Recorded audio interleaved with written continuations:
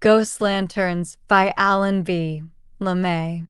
There were 7 of us aboard the schooner Terrapin when she sailed north from Maranhão. There were still 7 of us the third day up, when we were becalmed somewhere out of sight of the Brazil coast. But during the next 3 nights, 4 men disappeared. We were lying in the flat calm of the doldrums when it happened. A flat, glistening sea, like hot, blue steel, a blazing sky, so glaring that it threatens to put out your eyes, hot, heavy air that presses against you and bears you down, motionless sails, an idly drifting ship, a steamy smell of tar that is the doldrums by day.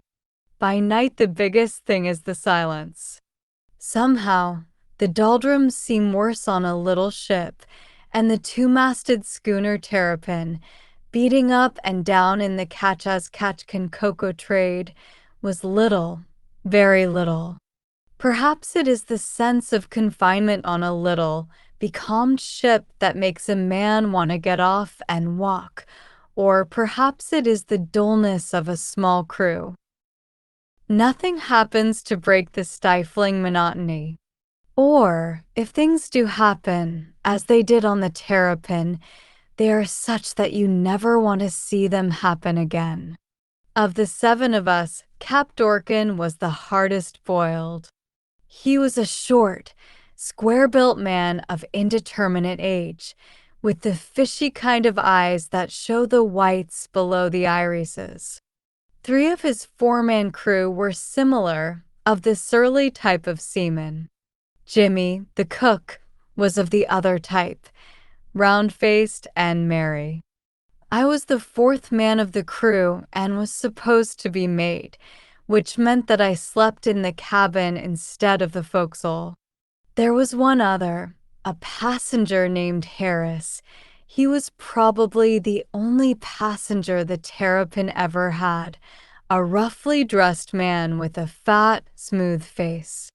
And these were the 7 of us that started the voyage from Maranhão to Santiago. We were becalmed late in the afternoon of the 3rd day up from Maranhão after 2 days of sluggish progress. Sunset found us weltering under sails that caught not the slightest breath of air. The night was heavy and still, and not until morning did anyone suspect the thing that happened in the dark.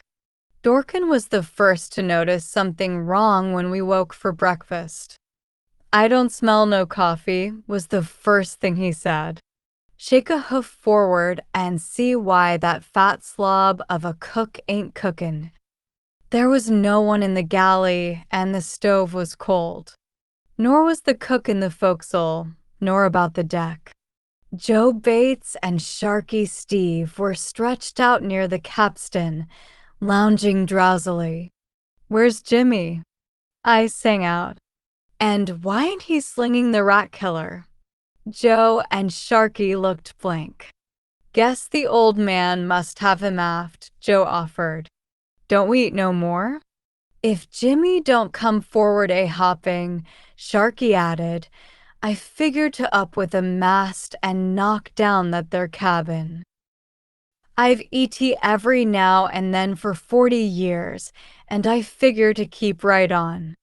"Well, he ain't aft," said I. They sat up at that. I turned to go aft, but paused with an afterthought.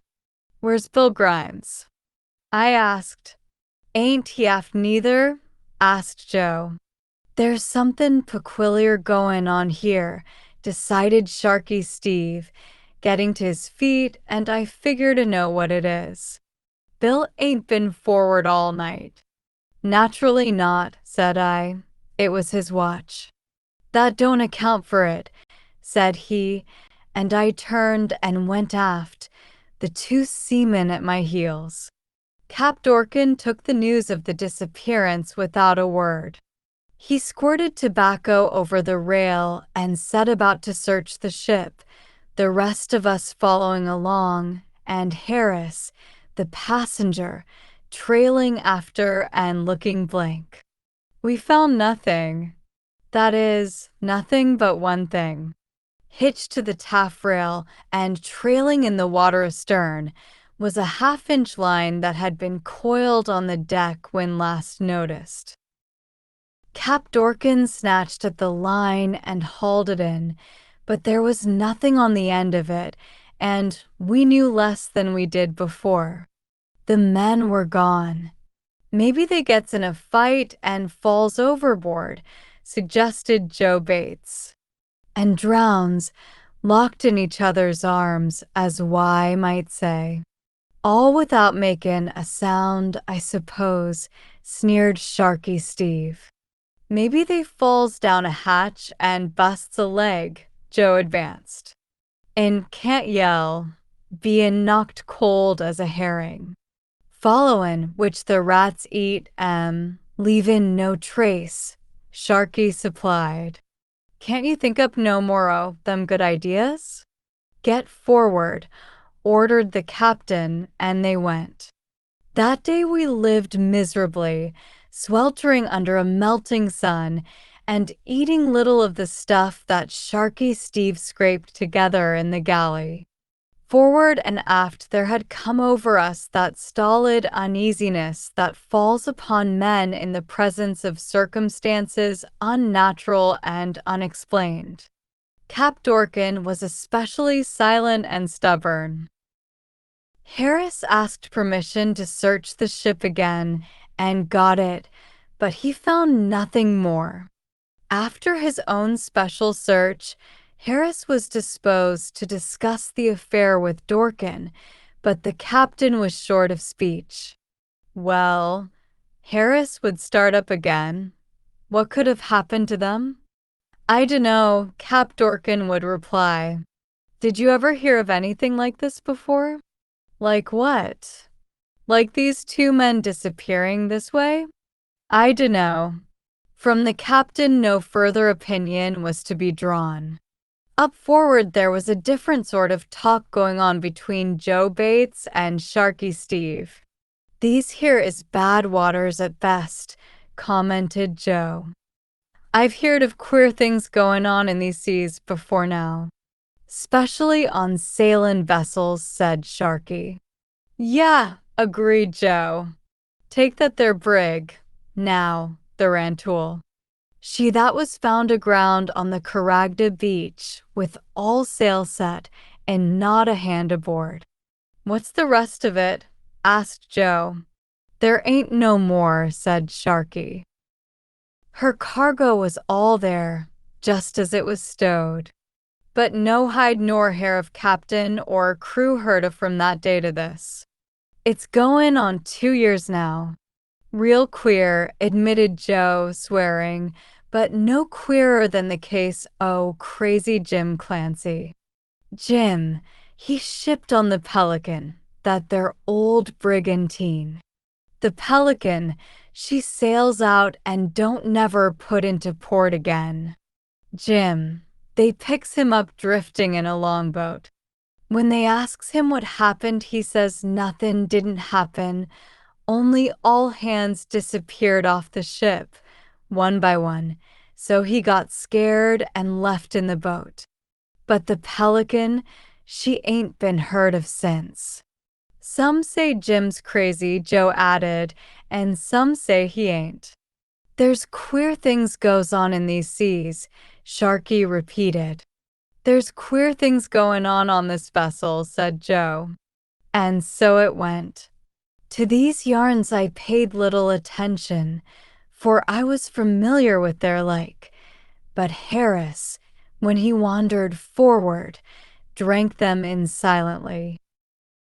As night closed down, a faint breeze fluttered the sails for a bit, but presently it died, and the night again became silent, clear, breathless.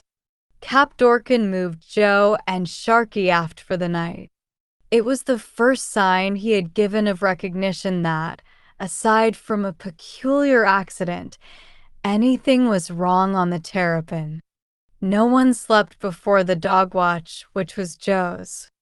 I was wakened by a sudden outcry from Sharky, and in an instant I was on deck, the captain at my heels. Through the starlit dimness of the tropic night, I could see Sharky leaning over the taffrail, peering down into the black water astern. "What's wrong? What's wrong?" I demanded. "Joe! Joe's gone," Sharky answered. Cap Dorkin shouldered past me. "Did you see what happened?" he demanded. "I didn't see nothin'," Sharky whimpered. "I woke up feelin' somethin' was wrong. Too quiet like. I come on deck and Joe was missin'." "Nothing," Dorkin demanded again, thrusting his head forward with dog-like menace. "Nothin', I swear. 'Ceptin' this here."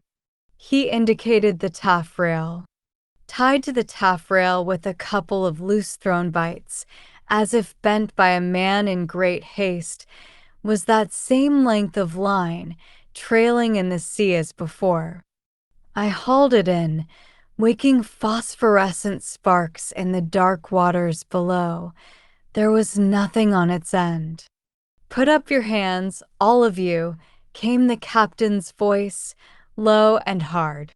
We turned to face a heavy automatic.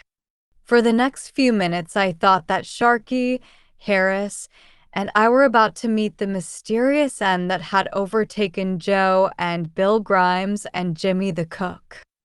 I was convinced that a strange insanity had deranged the mind of Cap Dorkin, inciting him to uncanny and purposeless murder.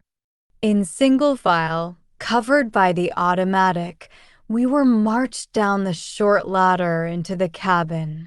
Once in the lantern light, Dorkin made us stand against the bunks while he minutely scrutinized the faces of each of us in turn. Then, after some moments of this, he stepped back. A baffled look was in the captain's face as he put away the gun.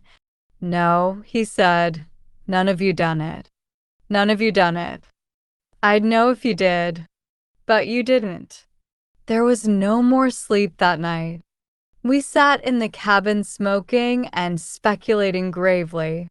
Sharky Steve spun a wild yarn about a giant octopus that once came up from unknown depths to fasten itself upon the bottom of a becalmed schooner. 3 men, he said, were dragged over the side in 2 nights by the monster. So huge was this sea horror that when it shifted its hold upon the bottom, the ship listed. It was this slight listing of the ship in dead calm that led to the monster's discovery. "Be still a minute," said Harris. Didn't the deck tilt a little bit just then? We sat silently looking at each other for a few moments, every nerve alert to discern a barely perceptible shifting of the hull. So greatly had my nerves been affected that for an instant I actually thought that the little terrapin was listing ever so slightly. "There," said Harris again. "Didn't she tip just a little then?" I dunno whether she did or not," Sharky Steve admitted. "She did not list," said Dorkin decisively, and we accepted his judgment. Sharky told other yarns of strange unexplained disappearances, such as we just had seen, of weird sea curses that followed ships to their dooms, of monsters unknown to men. He thought that some evil and mysterious fate was pursuing the Terrapin, taking her sailors one by one with the intention of at last taking her. Any other time, we would have left. Dawn came at last, bringing another blazing day. The next night was the 3rd night of the calm. It was also the last night, had we but known. The 4 of us did not attempt to sleep, but sat upright in the lantern light of the cabin. How I happened to doze at last I do not know, but I remember that Harris was dozing before me. When I woke at the sound of feet upon the deck, Sharky Steve was gone. The circumstances were the same as before. The same line trailed from the taffrail without other clue. As Harris and Cap Dorkin and I looked at each other, each knew the other's thoughts. Who would be the next to go? We had given up asking how. If only we could have wind. Just a capful of air, it was morning. A breeze was coming up, very gently, and the terrapin was beginning to forge ahead, very slowly and stodgily. Then Cap Dorkin sighted a sail. It was evident to me that we had somehow got far out of our course, for in 3 days we had not sighted more than the distant smoke of a vessel of any sort. But now, plainly enough, a schooner had come into sight, a ship of about our own tonnage, headed our way. Why Cap Dorkin wanted to take an all sail and put out the sea anchor until the other vessel should come up I did not understand, but that is what we did. The breeze that early morning had promised did not increase, and all day long we lay waiting while the approaching vessel worked her way toward us. Slowly she drew nearer hour by hour, and at evening she answered our signal and lay to. Captain Graves of the Molly Bruce wore a face totally without expression, but his gray eyes were keen. The two captains greeted each other coolly as we three from the Terrapin came aboard. "I need men," explained Dorkin briefly when we were in the cabin of the Molly Bruce. "What can you spare?" "Not a man," answered Graves. "I'm short-handed myself." "All right," said Dorkin. "Will you take a passenger?" "No," answered Graves. "I never take passengers." "But I can pay." Harris broke in. "I can pay well." "I'm not interested," said Graves again. "Look here," cried Harris. "You don't understand me. I tell you, I can pay almost anything." Slowly Graves turned and surveyed the other man. The captain's face was still as a mask, but his eyes were hard as steel. "I know you can," he said. Harris appeared taken aback, and several moments of silence followed. "Then make me a proposition," he presently suggested. "You know that I know who you are," said Graves, "and yet you want a proposition from me?" Harris hesitated. "Yes," he answered. "Your name is Singleton," said Captain Graves. "You're probably under another name just now because you had to ship out of Maranhão on either the Terrapin or the Molly Bruce, or else lay over in Maranhão waiting for one of your own ships. You wouldn't dare ship under your own name because your business methods and the ships you inherited from your father have killed the little vessel trade in the small ports. You went out to get us, and you've done well at it. Yet you want a proposition from me?" "Yes," said Harris again, his voice cold. Graves got out a pen and wrote for several moments, then handed the paper to the Terrapin's passenger. "Will you sign that?" he asked. Harris's face flushed as he read the sheet. "I'll see you in hell first," he said. Cap Dorkin had been staring gloomily through the porthole at the Terrapin lying deserted 50 yards away in the thick gloom. "My sidelights are out," he remarked. "I've got to be getting back." Then suddenly an oath burst from him. "Step here," he said, his voice low, "and see do you see what I see?" I peered out of the porthole and saw nothing save the Terrapin, floating lightless under bare poles in the twilight. What was it? Lanterns. "They're gone now." "No, there they are again.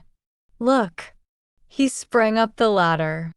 Yes, I saw the lanterns, 2 of them, moving rapidly and with a peculiar smoothness along the little schooner's starboard rail. Then they disappeared as quickly as if quenched in a bucket. Cap Dorkin's hail roared from above. "Ahoy! The Terrapin! Ahoy! Answer, damn you!" There was no answer, except that I saw the two lanterns appear again at the forward rail of the Terrapin and slide aft with that same strangely smooth movement.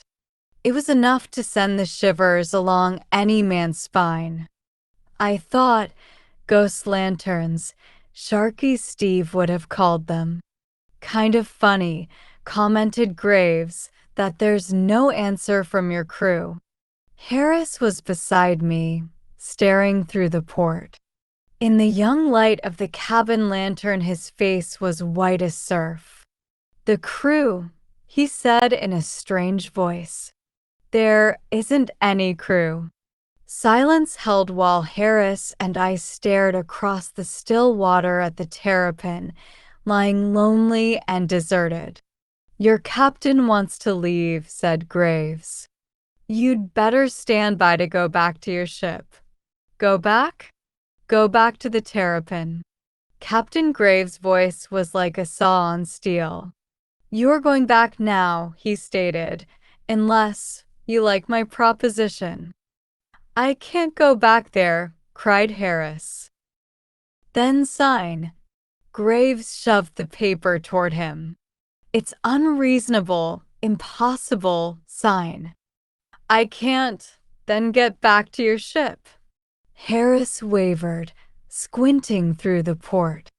"Ahoy! Ahoy! The Terrapin!" boomed Dorkin's voice above, in a long wailing hail. But the ghost lanterns appeared no more. Unmanned and silent, the little ship looked even more hopeless than when those weird lights had slid along her rail.